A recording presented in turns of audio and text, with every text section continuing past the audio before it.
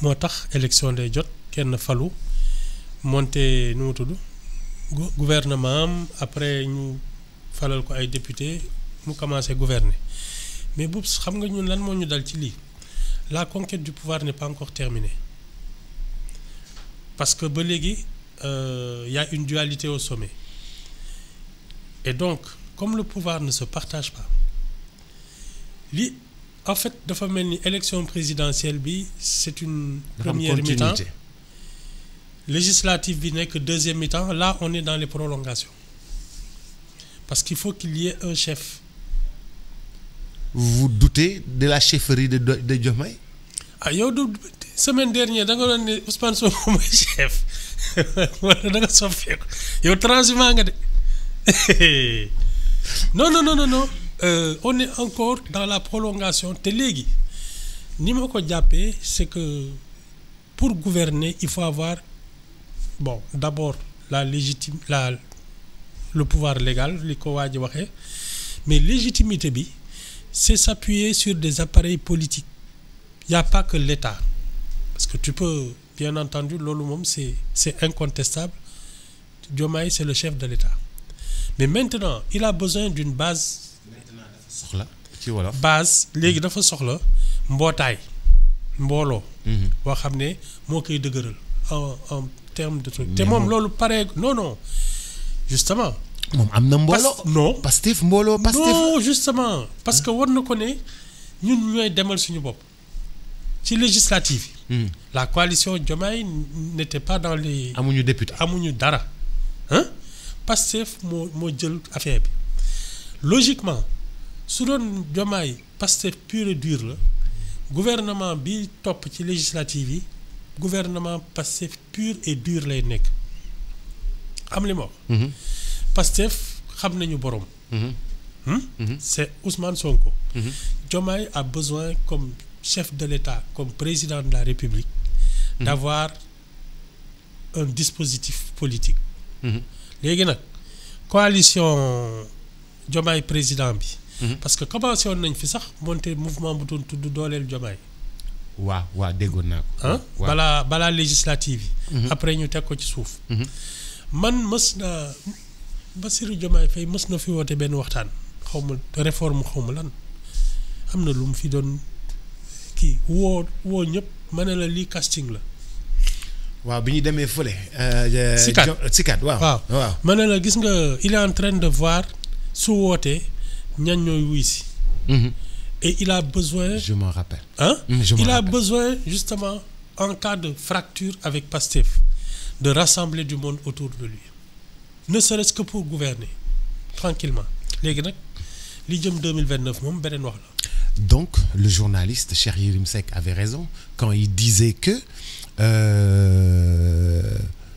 Ousmane Sonko bu jëlee majorité Assemblée nationale si. Diomaye lay gën a metti.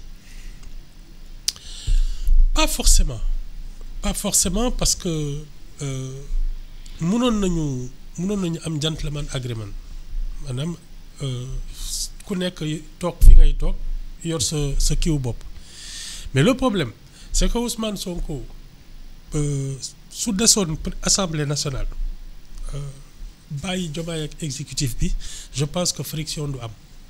mais moom dafa bëgg jël Assemblée nationale jël présidence. Il a déjà l'Assemblée nationale. Oui. Il a le gouvernement. C'est ça. Il veut contrôler et le gouvernement contrôler l'Assemblée nationale. C'est ça. Contrôler avec son appareil politique le pays. C'est ça. Ok, d'accord. Mais Ibou. léegi nag Diomaye qui est président il est toujours dans la conquête du pouvoir mais du pouvoir parce qu'il a le pouvoir institutionnel. Mais il a besoin d'un pouvoir politique c'est-à-dire des soutiens yoo xam ne ñoo koy yombalal suy dem ay élections wala su naree jël ay décisions ubbi yoon bi koy défendre. mu am ñu koy défendre. Actuellement personne ne le défend. hormis Abdourahmane Diouf te dafa mel ni daf ko saraxe. Non coalition Diomaye bi bon. En tout cas pour man c'est un début de grand rassemblement. Léegi nag ça dépend après de son habileté à négocier des des alliances, hein. De son habilité à négocier des alliances. Ouais, ouais. Mais Ibou, est-ce que véritablement dëkk bi lii la soxla? Parce que je pense qu'on s'attarde sur la présidence d'une coalition alors qu'il y a tellement de chantiers en fait. Non. C'est que Boubs, le pouvoir n'est pas encore stabilisé. te balaa ngay mën a gouverner da ngay stable te li ma la wax nii mooy depuis élection bi y a un duo boo xam ne day wengal gaal gi comme on dit. Y a une personnalité de trop à la tête de l'État. C'est ça le problème. Mais Yves, c'est pas une personnalité de trop, c'est juste une forte personnalité politique.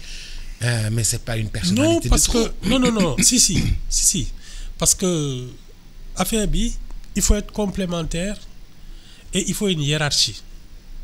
C'est-à-dire que le comportement du premier ministre. Si wolof mooy da ngeen war a complémentaire mooy ni ngeen di àndee. waaw ku seen nekk lépp daa war a mët. voilà yéen ñaar yéen ay comment dire ça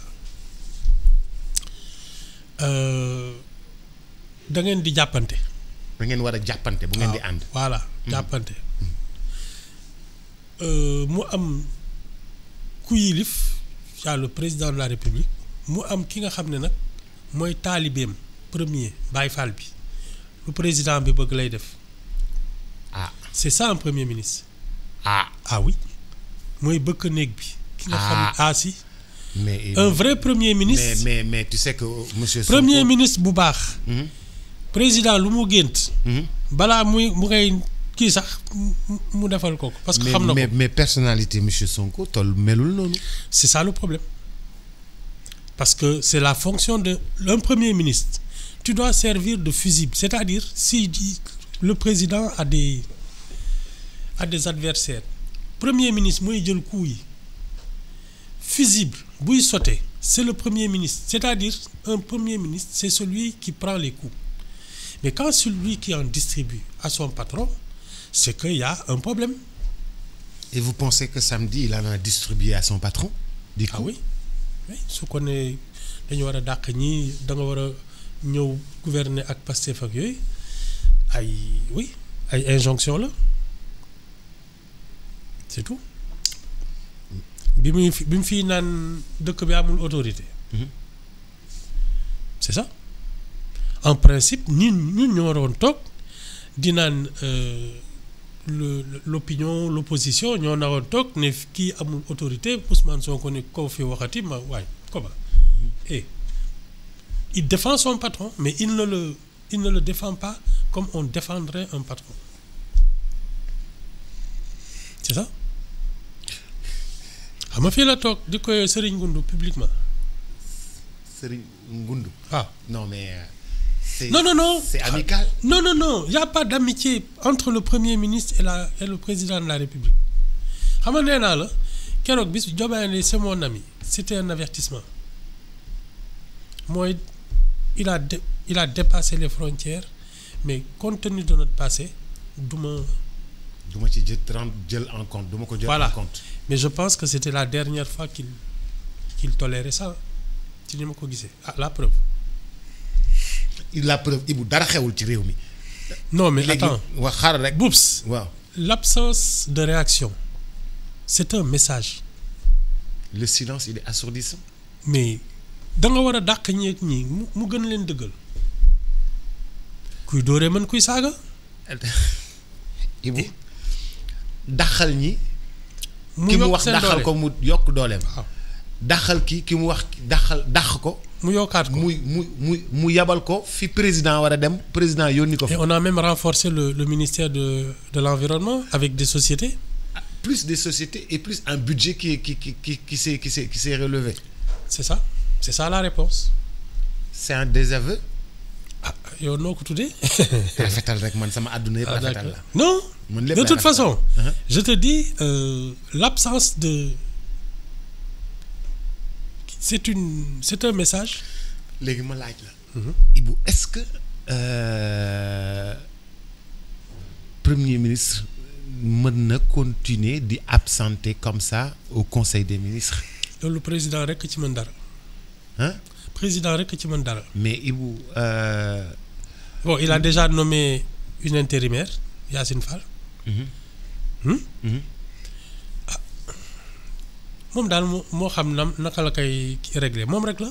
C'est lui qui, je te dis, c'est lui qui décide. Yow fii nga toog naan ma non c'est le patron xaw ma naan boobu sa yaram dafa tàkk. yaa ngi nii sedd nga guy depuis le 8 novembre yaa ngi xool benn place naanal say garab nga bañ.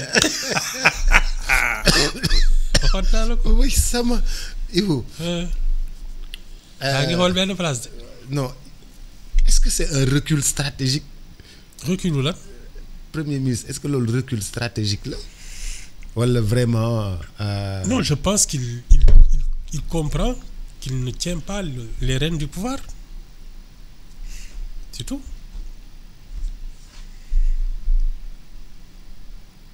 su sañoon Mimi Touré ak Abdourahmane Diouf ak ñëpp la ñuy dàq ak ñeneen. loolu amul au contraire dëgëral nañu ne ñu wax ñu Aïda Mbodj bi kii mu pousse ko ñoom dañu mujj créer beneen coalition xam nga apt xaw ma. waaw ah voilà c'est ça la réponse de Diomaye.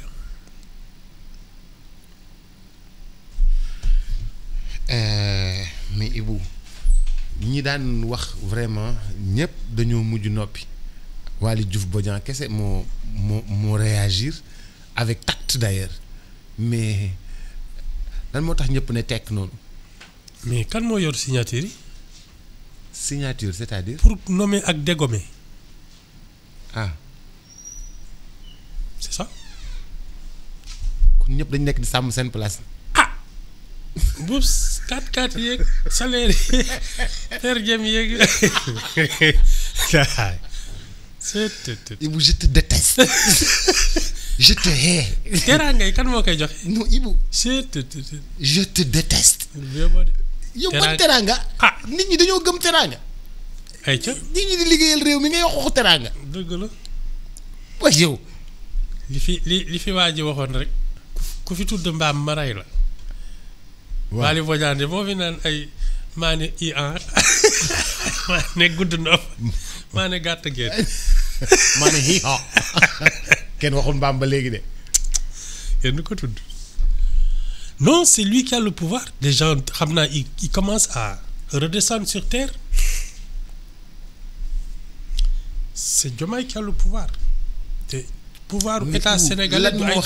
lan moo xew ba Diomaye bokk ci ñoom ba pare war a jël distance. Pourquoi jël distance? Pourquoi? Mais déjà bokk fii ba pare di xëy suba di jël distance. Non, il ne parle déjà plus le même langage. Diomaye dafa ne moom c'est le président de tous les Sénégalais. fayoon toog yooyu dugg ci. xam nga c'est même récent. Oui. Hein?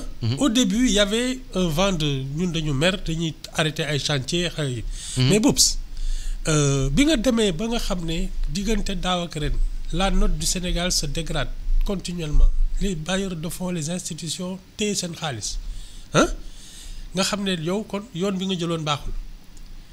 Ceux qui s'entêtent dans cette direction-là, mais c'est lui qui est responsable de tout ça.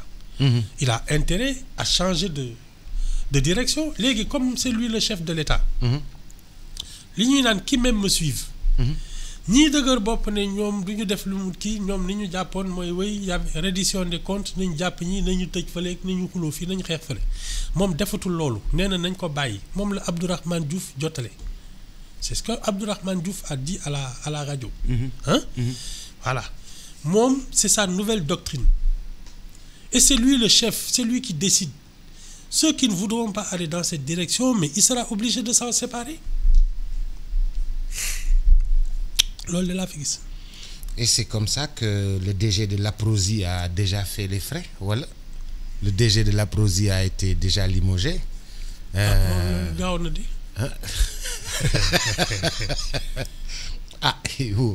Boubs. ku yóbboo xam ne moom mooy nommé mooy dégommé. mais xam nga li muy nommé ak li muy dégommé toujours da ci doon waxtaan ak monsieur le premier ministre. waaw mais xam nga ñu dugg ci bureau waxtaan. non xam nga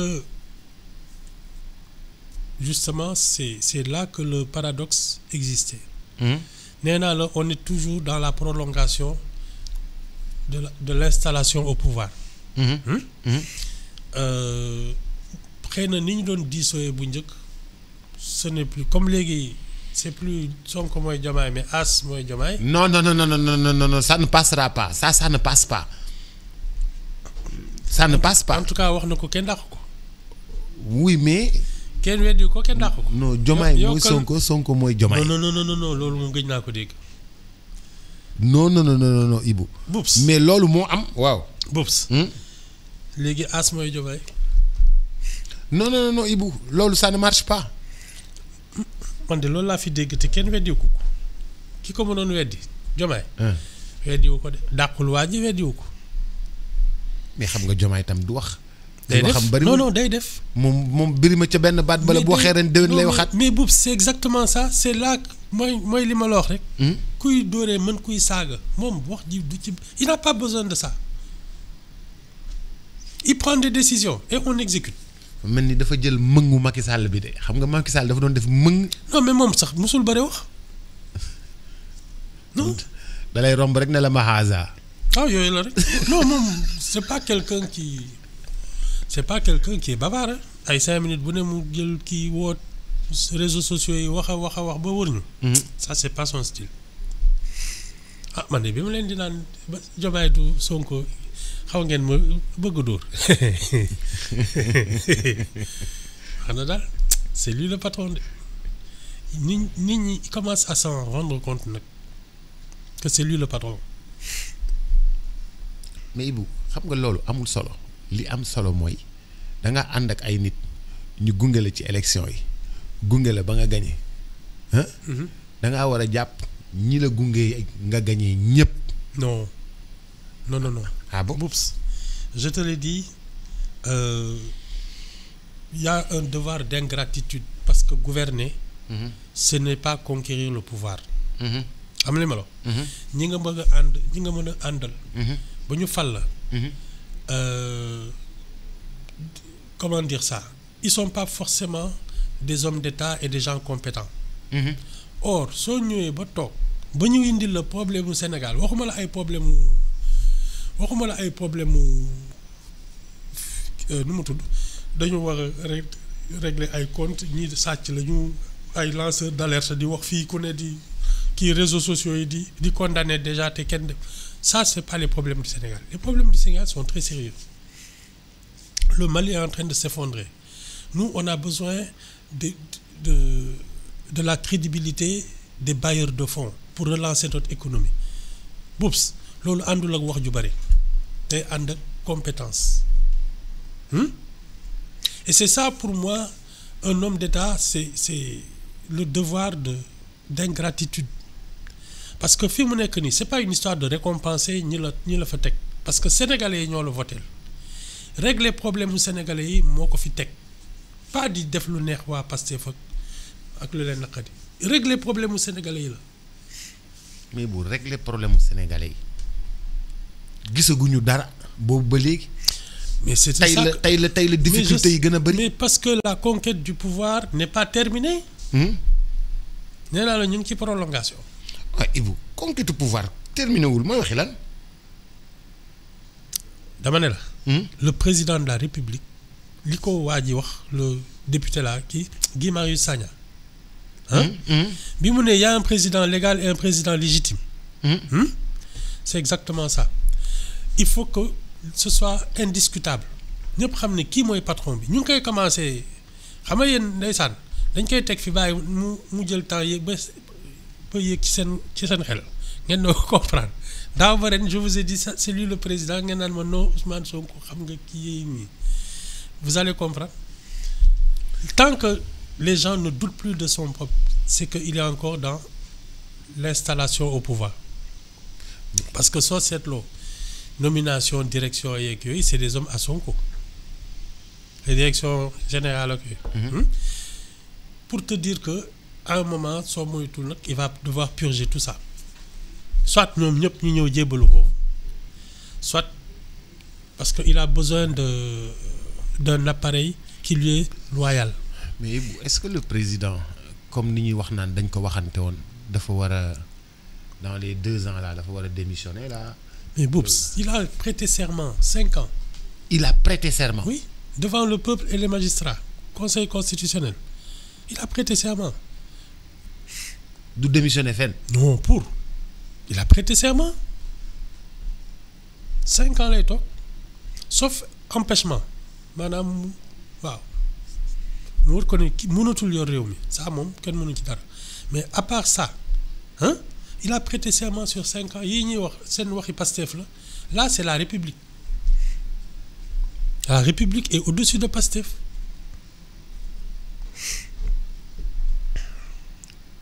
wala li ma wax c'est difficile naan nga sa garab. xaaral ma jël ko.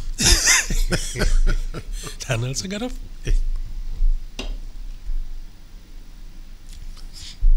Ibou da ngay déconné. non. Ibou da ngay déconné. non c'est que tu sais y a eu mal donne parce que lu jaadu woon mooy tout l'appareil de Pastef se mettre à son service ñu nangu ne c'est lui le président de la République. Ça s'est pas passé comme ça ils se sont dit ñun loolu fi teg kon lu ñu neex ngay def or la République ne fonctionne pas comme ça. Mais Ibou la démonstration de force là cette grande démonstration de force. 8 novembre. waaw 8 novembre. non mais dafa war a wan Pastef dafa war a wan ñeneen ñi que ni Pastef moo fi ne. moo fi ëpp doole. non Boubs pourtant je te le dis je te le répète. oui non xam naa spectacle organisé. jox ñi paas c'est une super production jox ñi añ jox ñi reer. Le Parti socialiste faisait ça le PDS faisait ça l'APR faisait ça. Non, quand tu es au pouvoir c'est facile de remplir un stade. Parce que am nga syndicat. Mais bien sûr am nga reer. Oui. am nga transport am nga car. C'est tout. Quand tu es au pouvoir tu peux remplir un stade. Facilement. Non ouais. Man la seule et c'est dommage parce que moom c'est le Premier ministre. Nous sommes dans une situation un peu de crise waxuma la crise entre moom ak kii bi loolu moom daf ci dooleeku mais la crise sociale commence à s'installer économique et sociale. Yow tu peux mobiliser des gens. Tu peux braquer tous les projecteurs doo jox tribune bi président de la République mu dundalaat xol yi dundalaat xel yi. Ah bon pourtant invité nañ ko de. man xam nga lan mooy wax ji. Quand tu organises un meeting. Le président ne peut pas être un invité. C'est pour lui qu'on organise un meeting parce que c'est sa tribune. C'est lui qui doit inviter, pas le reste. Pas l'inverse. On ne doit pas l'inviter, c'est lui qui doit inviter. C'est ça. Moom kii Sonko daf ko waroon ne est-ce que vous ne voulez pas parler aux Sénégalais machin et cetera kan nga bëgg ñu ñëw noo ko bëggee ñu ne ko nii mu dajale nit ñi woo ne Bassirou Diomaye moom mu dajaleel ko nit ñi. waaw jox ko micro bi. Ça c'est un premier ministre.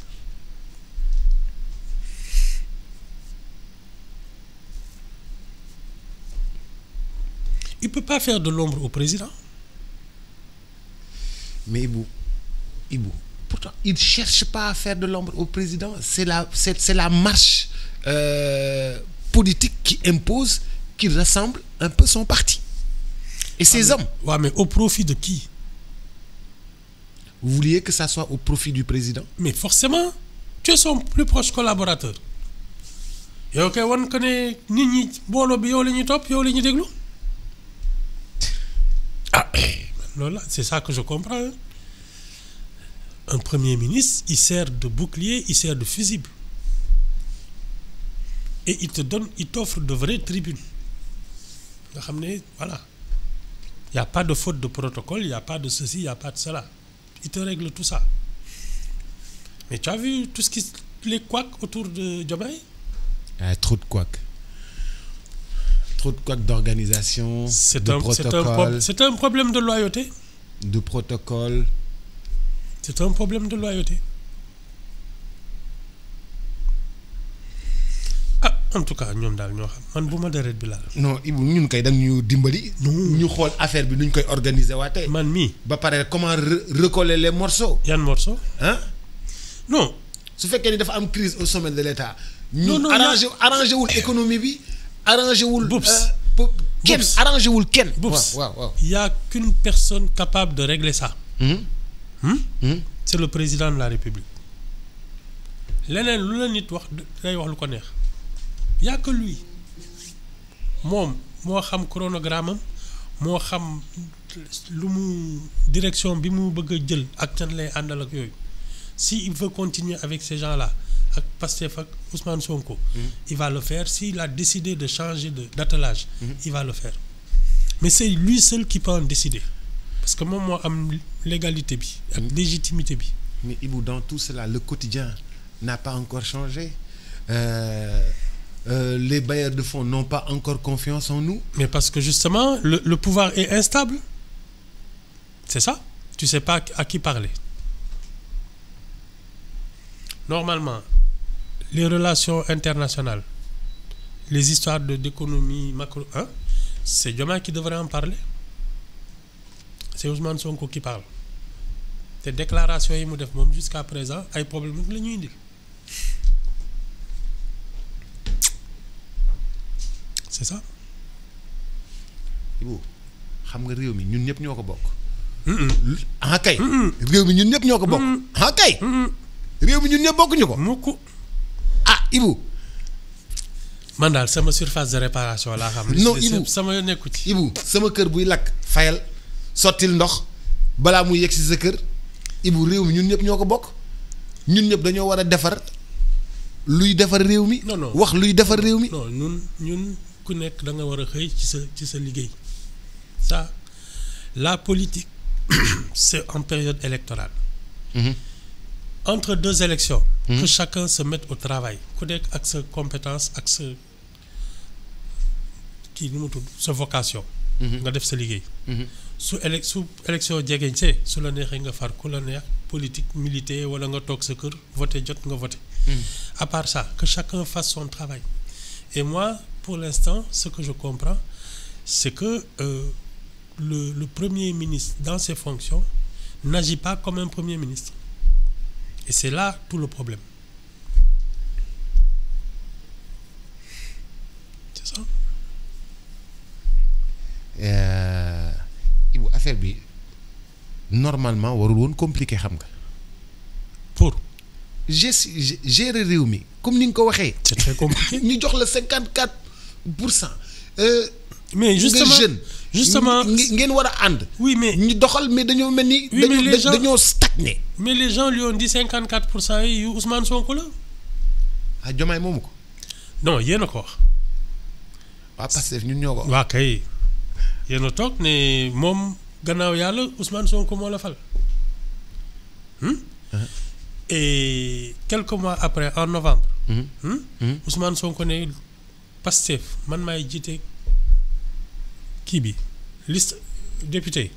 Il a fait à peu près ànduma coalition Diomaye. il a fait à peu près le même score. Problème yi fa la commencé.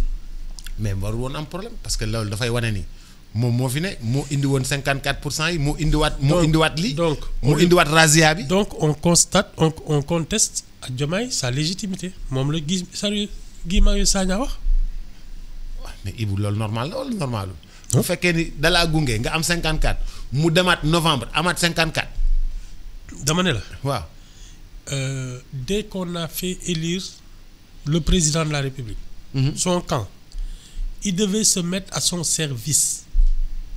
su ne man coalition présidentielle laa bëgg aux législatives nga dajaleel ko coalition présidentielle mu ne ñii laa bëgg ñu dem assemblée nga defal ko loolu. mu bëgg nga ne defuma loolu man kese may dem. C'est ça.